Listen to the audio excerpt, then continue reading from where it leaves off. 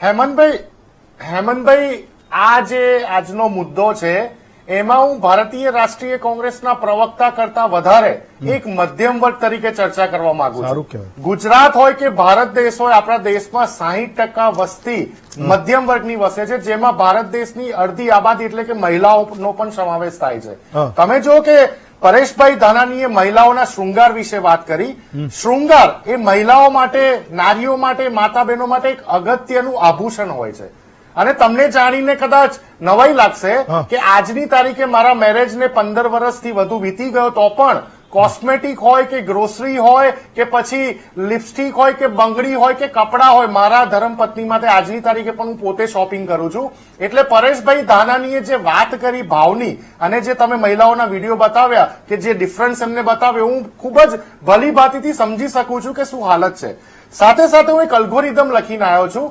હું અને તમે આ પેનલમાં બેઠેલા તમામ લોકો ઓલમોસ્ટ મધ્યમ વર્ગ છે હેમંતભાઈ.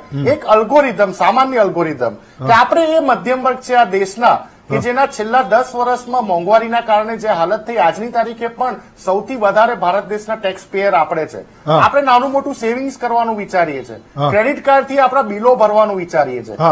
ઘરમાં કોઈ ઇમરજન્સી આવી જાય, બિલો ના ભરી શકીએ તો વ્યાજે પૈસા લાવવા વાળા પણ આપણે એ જ મધ્યમ વર્ગ છે. અને એ વ્યાજે પૈસા જયારે ચૂકવી નથી શકતા તો એના ઉપર લોન લેવા વાળા એ જ આપણે મધ્યમ વર્ગ છે. આપણી જીવન શ્રેણી એવી થઈ ગઈ છે કે સૌ પ્રથમ તો આપણે ભણતર માટે એજ્યુકેશન લોન લેવી પડે છે. ભણ્યા પછી જો કોઈ નોકરી મળી જાય છે તો એ નોકરી વ્યવસાય સુધી પહોંચવા માટે બાઇકની વ્હીકલ, 2 વ્હીલર લોન લેવી પડે છે. કદાચ આપણું પ્રમોશન થઈ ગયું તો કાર લોન લેવી પડે છે. કાર લોનની આગળ પછી મેરેજની સિઝન આવે તો મેરેજ કરવા માટે વેડિંગ લોન લેવી પડે છે. વેડિંગ લોન થઈ ગઈ, ધર્મપત્ની આવી ગયા ઘરમાં તો ઘર માટે સૌથી મોટી જમ્બો બાહુબલી લોન એવી હોમ લોન લેવી પડે છે જે 20-30 વર્ષની હોય છે. આ બધું કર્યા પછી બાળકો આવે છે, બાળકો માટેની પણ તમામ લોનોનો આપણે એપિસોડ ક્રોસ કરીએ છીએ. 60, 70, 80 વર્ષની આપણું આયુષ્ય ખતમ થાય છે અને પછી જયારે આપણો પરિવાર ઇન્સ્યોરન્સના પૈસા લેવા જાય છે તો એવું કહી દેવામાં આવે છે કે આ તમારા હસબન્ડ આ લોન માટે ડિફોલ્ટ થયા હતા, જે તે સમય એટલા ઇન્સ્યોરન્સના પૈસા તમને નહીં મળે. આ વાસ્તવિકતા છે આપણા ભારત દેશના મધ્યમ વર્ગની. પરંતુ એની આગળ તમે જો કે જે રીતે પરેશ ધાનાણીએ મહિલાઓ માટે વાત કરી, અમારા તમે જેમ સવાલ કર્યો એમ કે જાહેરમાં જનતા કેમ મોંઘવારી વિશે ચર્ચા નથી કરતી. એ નથી કરતી એનું કારણ એ છે કે મહિલાઓ હોય કે મધ્યમ વર્ગનું પરિવાર હોય કે પુરુષ હોય, આજે હેમંતભાઈ એ લોકો ઈએમઆઈ ના ચક્કરમાં, લોનના ચક્કરમાં એટલા ફસાઈ ગયા છે, એટલા ડીપમાં ઉતરી ગયા છે કે એમની પાસે સમય જ નથી કે મોંઘવારી વિશે સવાલ જવાબ કરી શકે.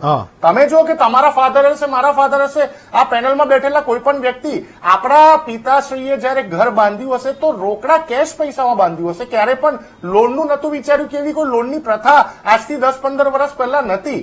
આજે તમે જો કે જે રીતે નાની નાની કંપનીઓ જે રીતે તમને નાનામાં નાના ટીવી થી લઈને ફ્રીજ થી લઈને વસ્તુઓ તમને ઈએમઆઈ પર આપી દે છે, એ મધ્યમ વર્ગ પાસે કોઈ રસ્તો નથી હોતો ને ઈએમઆઈ ના ચુંગલમાં આપણે ફસાઈ ગયા છે. આ વાસ્તવિક છે અને એટલે સરકારને આપણે સવાલ જવાબ નથી કરતા.